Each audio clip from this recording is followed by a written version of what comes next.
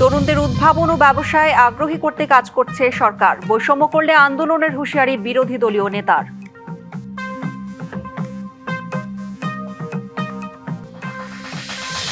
4 মাস পর প্রকাশ্যে Ayatollah Ali খামেনির coffin. শেষ বিদায়ের আনুষ্ঠানিকতা শুরু কাল। থাকছেন না ছেলে মোস্তফা।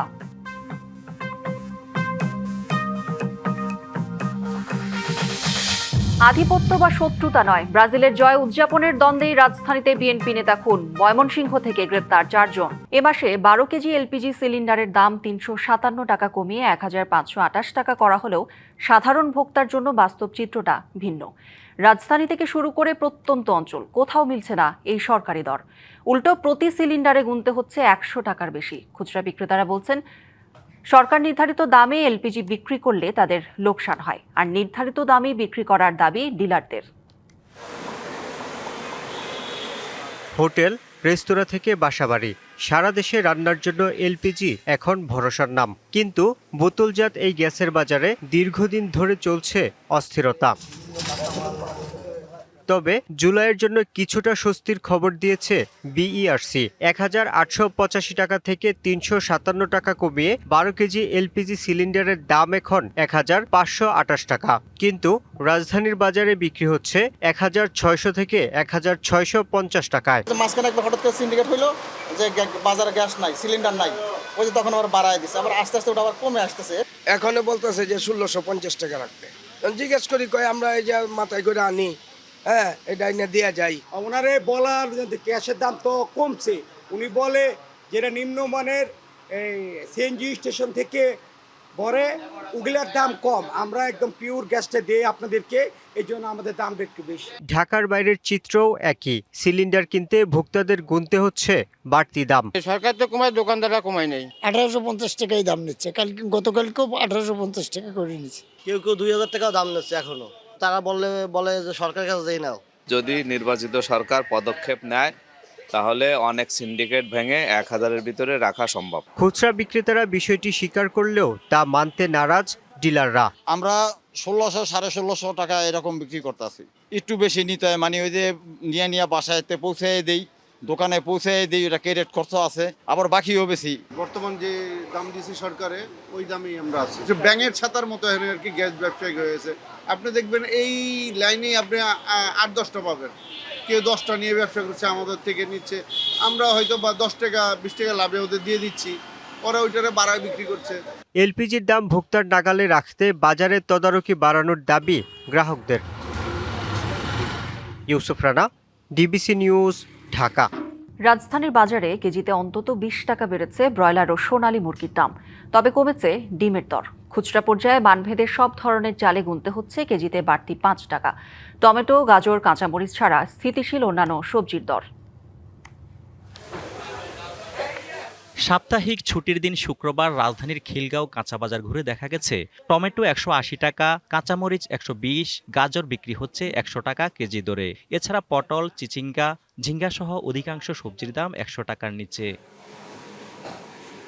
বিক্রেতাদের দাবি, কয়েকটি ছাড়া বেশিরভাগ সবজির দাম স্বাভাবিক। এ নিয়ে কিছুটা স্বস্তি প্রকাশ করেন ক্রেতাদের কেউ কেউ। কাঁচামালের দাম এখন অনেক কম, আল্লাহর রহমতে। মাছের দামটা একটু বেশি আছে, আর সবকিছুই ঠিক আছে ইনশাল্লাহ। মাছ একটু বেশি আর সবজি ঠিক আছে, এভারেজ। প্রায় একটু মনে করেন এটা 160 টাকার মধ্যে পাইকে গেছে, 180 বেচতেছি আমরা। নাহলে মাল একটু বাড়ে নাই, কম বেশি মাঝি আছে, ভালোই আছে, এত বেশি হয় না, এত কম হয় না। ডিমের ডজন বিক্রি হচ্ছে 120 টাকায়, কেজিতে 20 টাকা বেড়ে ব্রয়লার মুরগি বিক্রি হচ্ছে 180 টাকায়, সোনালী মিলছে 340 থেকে 350 টাকায়, আর দেশি মুরগির দাম 650 টাকা কেজি। সবগুলো 15-20 টাকা করে বাড়ছে। গ্যাস একটা ব্রয়লার ছিল 160 টাকা খুচরা, পাইকারি গেছিল 140-35 এমন। খুচরা বাজারে মানভেদে সব ধরনের চালের দাম কেজিতে বেড়েছে 5 টাকা পর্যন্ত। পোলার চালের দাম কেজিতে গুনতে হচ্ছে বাড়তি 20 থেকে 30 টাকা। এছাড়া পেঁয়াজ, রসুন, আদা, মশলা সহ অন্যান্য নিত্যপণ্যের দাম স্থিতিশীল। অজিত সরকার, ডিবিসি নিউজ, ঢাকা। আগামীতে ৩০টি নিত্যপণ্যের বাজার পরিস্থিতি এআই প্রযুক্তির মাধ্যমে তদারকির পরিকল্পনা রয়েছে সরকারের। এ কথা বলেছেন বাণিজ্যমন্ত্রী খন্দকার আব্দুল মুক্তাদির। বিকেলে সিলেট সদর উপজেলায় আয়োজিত এক অনুষ্ঠান শেষে সাংবাদিকদের এসব কথা বলেন তিনি। জানান, বাজার ব্যবস্থাপনা তদারকি আরও বেশি প্রাতিষ্ঠানিক ও কার্যকর করতে চায় সরকার। পাশাপাশি নজরদারি নিশ্চিত হলে ভোজ্য তেলের দাম নির্ধারণের বিষয়টি ব্যবসায়ীদের উপর ছেড়ে দেওয়ার বিষয়টিও বিবেচনা করা হতে পারে বলে জানান তিনি।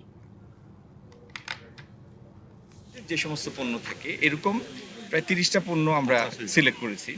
আমরা কৃষি, মৎস্য প্রাণী সম্পদ, স্বরাষ্ট্র মন্ত্রণালয় এরকম সংশ্লিষ্ট কয়েকটি মন্ত্রণালয়কে সাথে নিয়ে একটা সমন্বিত পদ্ধতিতে আমরা একটা এআই মডেলের মাধ্যমে এই 30টা পণ্য আগামী দিনে আমরা মনিটরিং করব।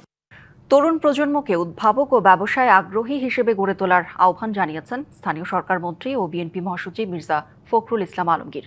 এ লক্ষ্যে সরকার কাজ করছে বলেও জানান তিনি। সকালে ঠাকুরগাঁও সদর উপজেলার মোলানি গ্রামে একটি সেচ পাম্পের উদ্বোধনী অনুষ্ঠানে কথা বলেন বিএনপি মহাসচিব। আমি রাস্তাঘাটের মসজিদ মাদ্রাসা চাইলে ভাই উন্নয়ন হয় না, এইটা হচ্ছে উন্নয়ন। নিজের আয় বাড়াইছে, মানুষের আয় বাড়ায়, এটাই হচ্ছে কাজ। রাস্তাঘাট হবে, সরকার করবে, বাড়াবে, এগুলো হচ্ছে কাজ।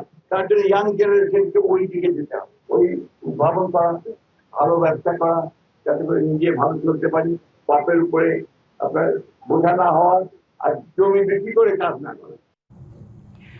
সরকার উন্নয়নে বৈষম্য করলে আন্দোলনের হুঁশিয়ারি দিয়েছেন বিরোধী দলীয় নেতা ডাক্তার শফিকুর রহমান।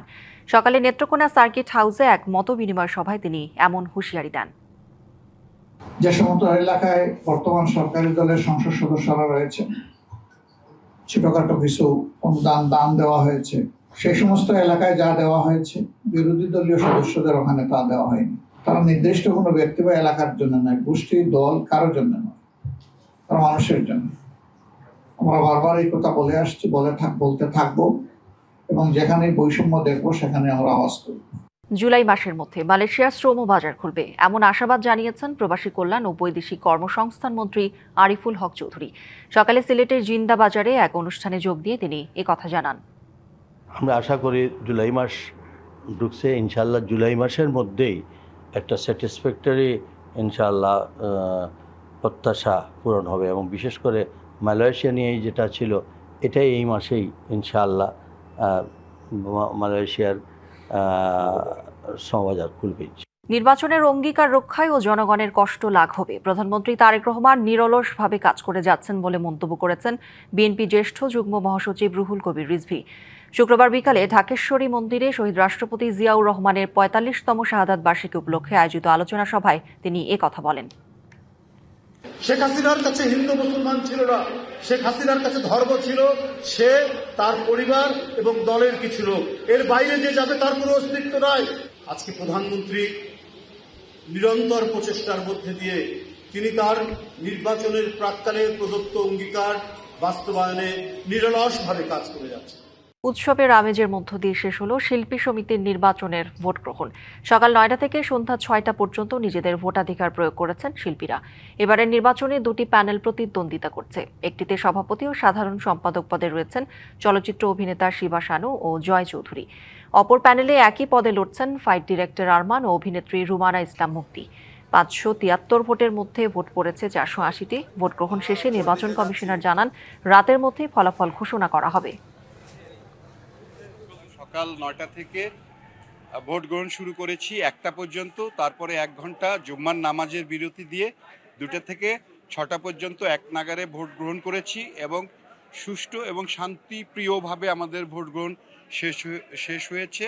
এবং আমরা সর্বশেষ ভোট ৫৭৩টি ভোটারের মধ্যে ৪৮০ জন ভোটার আজকে ভোট দিয়েছে। উৎসবমুখর পরিবেশে চলচ্চিত্র শিল্পী সমিতির বহুল প্রতীক্ষিত নির্বাচনের ভোট গ্রহণ শেষ হয়েছে। এ নিয়ে আরও জানাতে এফডিসি প্রাঙ্গণ থেকে সরাসরি যুক্ত হচ্ছেন সহকর্মী আরিফ হক। আরিফ, চলচ্চিত্র শিল্পী সমিতির ভোট গ্রহণ তো শেষ হয়েছে, এফডিসি থেকে আমাদের আর কি তথ্য জানাবেন আপনি? যেমনটা আপনি বলছিলেন যে সন্ধে 6টায় কিন্তু ভোট গ্রহণ প্রক্রিয়া শেষ হয়েছে এবং 7:30 থেকে ভোট গণনা শুরু হবে আমাদেরকে জানিয়েছে নির্বাচন কমিশনার খোরশেদ আলম খসরু। এবং দুই প্যানেলের প্রার্থীদের সাথে আমরা কথা বলেছি, যারা সাধারণ শিল্পী রয়েছেন, ভোটার রয়েছেন, তাদের সাথেও কথা বলেছি। তারা সবাই কিন্তু একটা ব্যাপারে একমত যে একদমই উৎসবের আমেজে তারা আজকে ভোটটা দিয়েছেন এবং দুই প্যানেলের প্রার্থী থেকেই এখন পর্যন্ত কোনো অভিযোগ, বিশৃঙ্খলার কোনো অভিযোগ বা অনিয়মের কোনো অভিযোগ কিন্তু পাওয়া যায়নি। পাশাপাশি যেহেতু আপনারা জানেন যে বিশ্বকাপ ফুটবল চলছে এবং আজকে আর্জেন্টিনার একটি খেলা রয়েছে রাতে, তো নির্বাচন কমিশনার খোরশেদ আলম খসরু আমাদেরকে জানিয়েছেন যে আমরা বেশি রাত করব না, যাতে সবাই ঘরে ফিরে ফুটবল খেলাটিও উপভোগ করতে পারে। তার আগেই রাত 12টা-1টার ভেতরেই তারা ফলাফল জানিয়ে দিবে। প্রথমে তারা জানিয়েছিল যে প্রথমে ডিজিটাল প্রক্রিয়ায় আসলে ভোট গণনা করতে চেয়েছিলেন, পরবর্তীতে সবার সম্মতিতে ম্যানুয়ালি আসলে তারা ভোট গণনা করবেন। এই জন্যই এই 7:30 থেকে গণনা শুরু হবে এবং আশা করা যায় রাত 12টা-1টার ভেতরে আমরা জানতে পারবো যে 2026-28 মেয়াদের যে দ্বিবার্ষিক কমিটি আসছে নির্বাচনের মাধ্যমে। ইরানের সাবেক সর্বোচ্চ নেতা আয়াতুল্লাহ আলী খামেনির শেষ বিদায়ের আয়োজনে যোগ দিচ্ছেন বাংলাদেশ সহ শতাধিক দেশের প্রতিনিধি ও সরকার প্রধান। দীর্ঘ যুদ্ধ পরিস্থিতির কারণে মৃত্যুর 4 মাস পর শনিবার থেকে তেহরানে শুরু হচ্ছে 7 দিনব্যাপী শোকানুষ্ঠান। খামেনির শেষকৃত্য ঘিরেও মধ্যপ্রাচ্যে বিরাজ করছে তীব্র উত্তেজনা।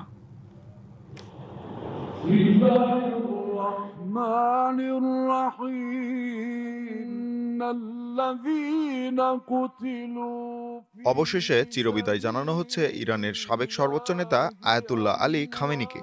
মার্কিন ইসরায়েলি যৌথ বিমান হামলায় খামেনির মৃত্যুর পর যুদ্ধ পরিস্থিতির কারণে 4 মাস পর শনিবার থেকে শুরু হতে যাচ্ছে তার শেষ বিদায়ের আনুষ্ঠানিকতা। বৃহৎ এই গণজমায়েতে অংশ নিতে তেহরানে জড়ো হচ্ছেন বিশ্ব নেতারা।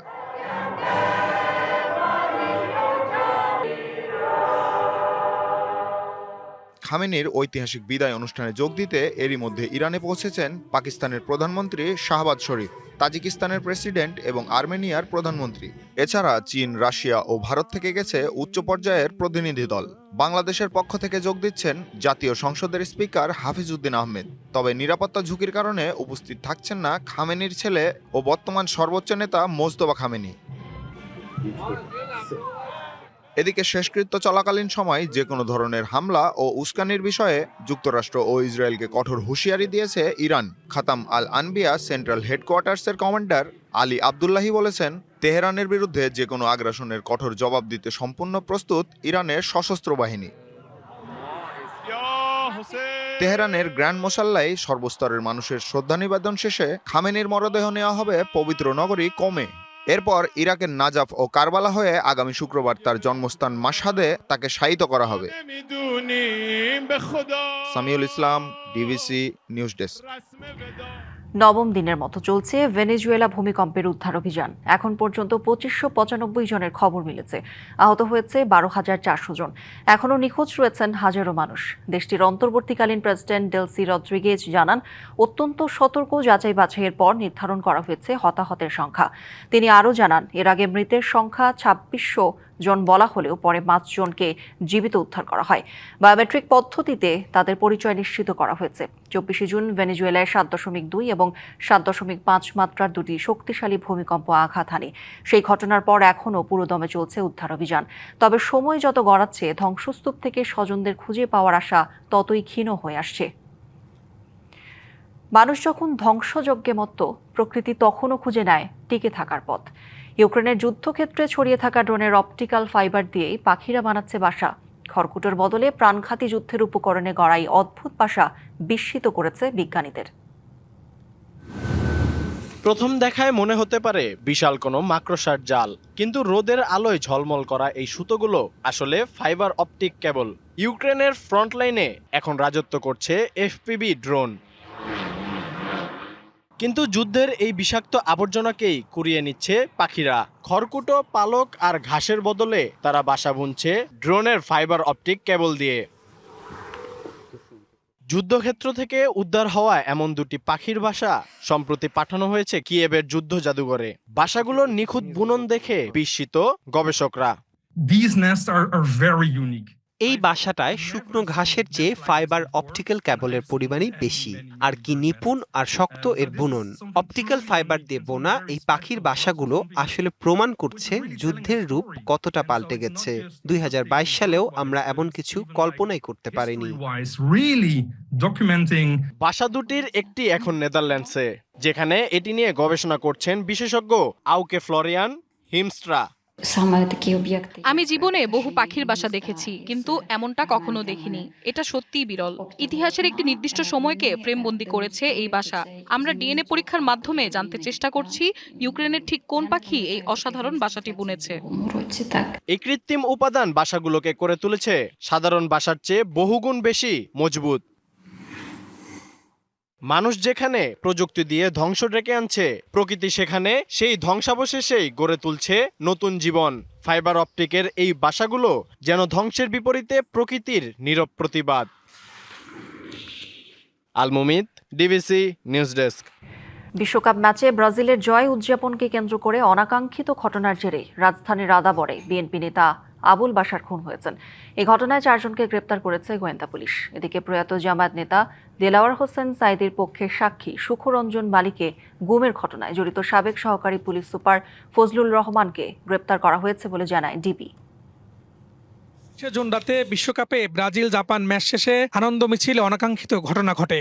এর জেরে 1 জুলাই রাতে নবোদয় হাউজিং সোসাইটিতে সালিশ বসে। এক পর্যায়ে সেখানে স্থানীয় বিএনপি নেতা আবুল বাশার সাদ্দাম সহ 2 জনকে ছুরিকাঘাত করা হয়। এতে বাশার মারা যান আর গুরুতর আহত আরেক নেতা হাসপাতালে চিকিৎসাধীন। হত্যায় সরাসরি জড়িত রিপন সহ 4 জনকে ময়মনসিংহ থেকে গ্রেপ্তার করেছে গোয়েন্দা পুলিশ। রিপন, নীরব, মজনুমিয়া ও মিজানুর রহমান বৃহস্পতিবার 2 জুলাই রাত অনুমানিক 9:20 ময়মনসিংহ জেলায় ঈশ্বরগঞ্জ থানাধীন সাহেবনগর এলাকায় অভিযান পরিচালনা করে তাদেরকে গ্রেপ্তার করা হয়। অনাকাঙ্ক্ষিত ঘটনা রাতে বড় স্ক্রিনে খেলা দেখার জায়গাগুলোতে নজরদারি বাড়াচ্ছে পুলিশ। যে কোথায় কোথায় এরকম স্ক্রিনটা নেয় তাদের সঙ্গে যোগাযোগ করবে, তারাও লোক রাখবে, আমরাও লোক রাখবো, যেরকম ওরকম কোনো অনাকাঙ্ক্ষিত ঘটনা না ঘটে। এছাড়া জানানো হয় আন্তর্জাতিক অপরাধ ট্রাইব্যুনালে দেলোয়ার হোসেন সাইদির পক্ষে সাক্ষ্য দিতে গিয়ে সুখরঞ্জন বালির গুম হওয়ার ঘটনায় এক পুলিশ কর্মকর্তা সরাসরি জড়িত ছিল। দেলোয়ার হোসেন সাইদির যে মামলার একজন সাক্ষী কিডন্যাপ হয়েছিল সুখরঞ্জন বালি, সেই কিডন্যাপের সঙ্গে সে সরাসরি জড়িত ছিল। এই তথ্য প্রমাণের ভিত্তিতে আন্তর্জাতিক অপরাধ ট্রাইব্যুনাল আমাদেরকে রিকুইজিশন দিলেন। আমরা তাকে গতকাল রাত্রে 10টার দিকে তার নিজ বাসভবন বাড্ডা থেকে নিয়ে এসে আমরা রিকুইজিশন বলে আন্তর্জাতিক অপরাধ ট্রাইব্যুনালকে তাকে হস্তান্তর করেছে। গ্রেপ্তার সাবেক সহকারী পুলিশ সুপার ফজলুর রহমানকে কারাগারে পাঠিয়েছে আদালত। বলতেছেন আমরা সবকিছু দেখে তদন্তের মাধ্যমে এগুলো দিয়ে যারা এই ঘটনার সঙ্গে জড়িত। Farhaduzzaman, DBC news, Dhaka.